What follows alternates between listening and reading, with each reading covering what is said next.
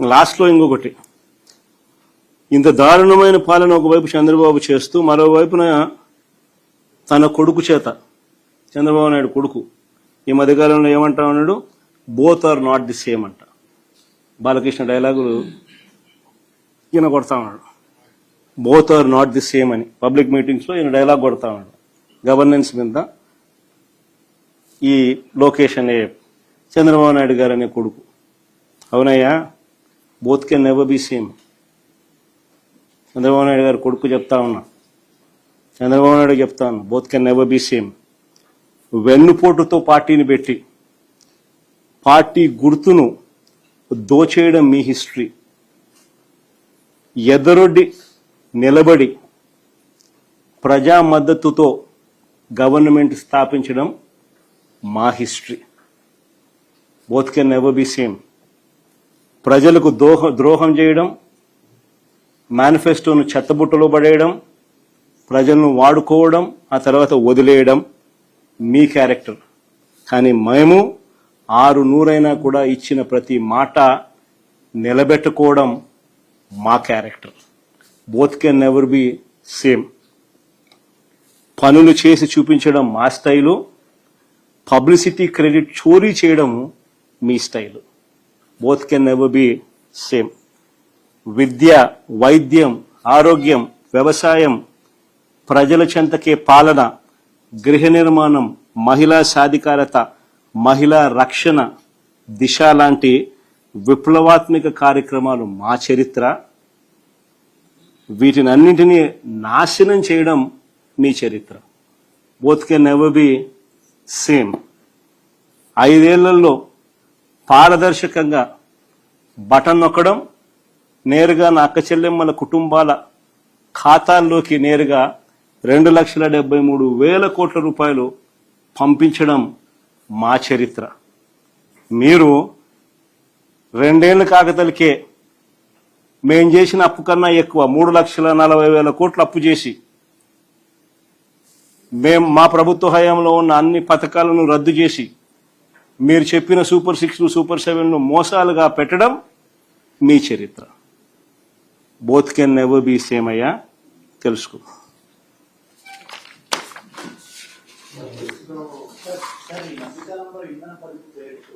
Ramesh,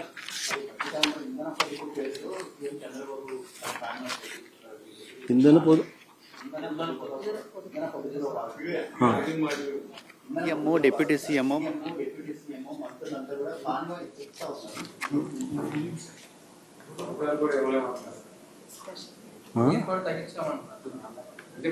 మంత్రులే cycle మీద తిరుగుతున్నారు, రాష్ట్రంలో బల్గారు అమలు అనేది జరగకపోవచ్చు అని కూడా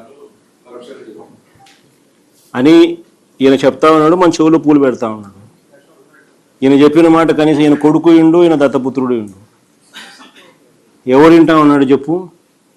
ఒక్కొక్కరికి ఒక్కొక్క ప్రైవేట్ చాపరు, ఒక్కొక్కరికి ఒక్కొక్క ప్రైవేట్ విమానం.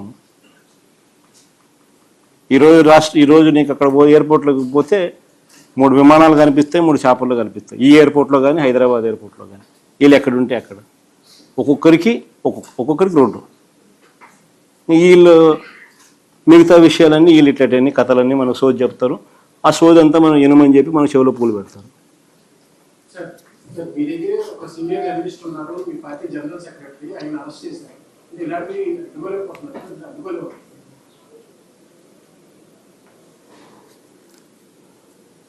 అడ్డుకోవాలి హరీష్. ఒకటి ఏంటనంటే, ప్రజాస్వామ్యంలో అల్టిమేట్గా నువ్వు ఏదైతే ఇత్తుతావో అదే పండుతుంది.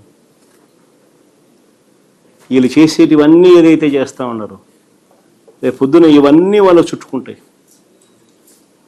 నేను ఇన్ఫ్యాక్ట్ ఇది సందర్భంగా నువ్వు ఎలాగో ఈ టాపిక్ ఎత్తినా కాబట్టి నేను చెప్తా ఉన్నా, ఈ రాష్ట్రంలో ఉన్న ప్రతి పోలీస్ సోదరుడికి కూడా నేను రిక్వెస్ట్ చేస్తా ఉన్నా, చంద్రబాబు నాయుడు గారి ప్రలోభాలతోనూ భయంతోనూ చంద్రబాబు నాయుడు గారు చెప్పినట్టు చేయకండి.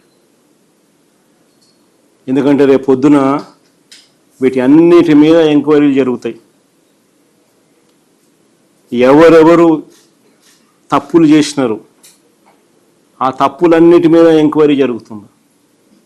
ఎంక్వైరీ జరిగి ఆ తప్పు చేసిన అధికారులందరినీ చట్టం ముందు నిలబడతాం దోషులుగా. రిటైర్ పోయినా కూడా తీసుకొస్తాం. సప్త సముద్రాల అవతల ఉన్నా కూడా తీసుకొస్తాం. లుకౌట్ నోటీసులు ఇస్తాం. అన్ని రకాలుగా ఏమేం చేయాలని అన్ని చేస్తాం. అందుకని గవర్నెన్స్లో ఉన్న వాళ్ళు ఖచ్చితంగా వేసే ప్రతి అడుగు కూడా రేపొద్దున ఇదే మనకు చుట్టుకుంటే ఎలా అని ఆలోచన చేసి వేయాలి. చేసేది ప్రజలు ఇచ్చిన అవకాశం, దేవుడిచ్చిన అవకాశం, ప్రజలకు మంచి చేయమని చెప్పి నేను ముఖ్యమంత్రి స్థానంలో కూర్చోబెట్టాను. ఆ ముఖ్యమంత్రి పదవిని ప్రజలకు మంచి చేయడం కోసం ఉపయోగపట్టాలి, కానీ కక్ష తీసుకోవడానికి కోసము, లేకపోతే మీకు వ్యతిరేకంగా ఎవరైనా మాట్లాడితే వాళ్ళ మీద తప్పుడు కేసులు పెట్టి వాళ్ళ జీవితాలను నాశనం చేయాలని చెప్పి చూడడం అన్నది దుర్మార్గం. అందుకే ప్రతి పోలీస్ సోదరికి చెప్తా ఉన్నా, రేపొద్దున మీరు ఇరుక్కుంటారు. చంద్రబాబు నాయుడు గారి ప్రలోభాలకు దయచేసి లొంగాకండి. ఈ పొద్దున మీరు ఇబ్బంది పడతారు. సార్, జనసేన అధినేత ఈ మధ్యన హోంమంత్రి అమిత్ షా వెళ్ళారు. ఏదో జగన్ గారిని ఇబ్బంది పెట్టాలని చెప్పిన సందర్భం ఒకటి ప్రొడ్యూసర్ నాగేశ్వరరావు మనం అయితే అమిత్ షా చివరి పెట్టి రాజకీయాల్లో నమ్మదైన వ్యక్తి చంద్రబాబు కంటే జగనే పెట్టాలని అన్నట్టున్నాను. బాగా ట్రోల్ అవుతుంది. అది ఆయనకు తెలిసిన ఎక్స్పీరియన్స్తో ఆయన చెప్తా ఉన్నాడు. చంద్రబాబు నాయుడును చూసినాడు, జగన్ను చూసినాడు. ఇప్పుడు చంద్రబాబు నాయుడు గారి పాలన చూస్తూ ఉన్నాడు, జగన్ చేసిన పాలనను చూసాడు. ఆయనే కాదు, ప్రజలంతా కూడా చూసినారు. కాబట్టి ఎవరి నోట్లో అయినా కూడా, ఎవరి నోట్లో నుంచి వచ్చినా ఇవే మాటలే వస్తాయి. సార్, తమిళనాడు ఎన్నికల్లో మొన్న ఫోటో పెట్టుకుని ఎన్నికలు ప్రచారం చేశారు. ఆ ప్రచారం కూడా ఆయన బాగా కలిసి వచ్చింది. తమిళనాడు ముఖ్యమంత్రి రమేష్, ఆయన రాష్ట్రంలో ఆయనకే పలుకుబడి ఎక్కువ ఉంటుంది, కానీ జగన్కి ఎలా ఉంటున్నాయా? Sir, one last question, sir. One last question. Sir, we have Raghav. come with a proposal, Mavigan. Is it feasible to develop Mavigan while Chandrababu Naidu is claiming that we are working continuously on Amravati development and is also going for the second phase of land pooling? Raghav, could you just repeat the question? Sir, is it feasible to develop the Mavigan, which you have come up with a proposal? Well, Chandrababu Naidu is developing, he's telling that we are developing Amravati region as a capital. See, the whole gist of it is,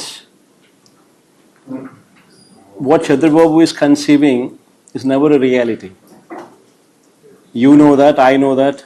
I think anybody with reasonable common sense would agree to it.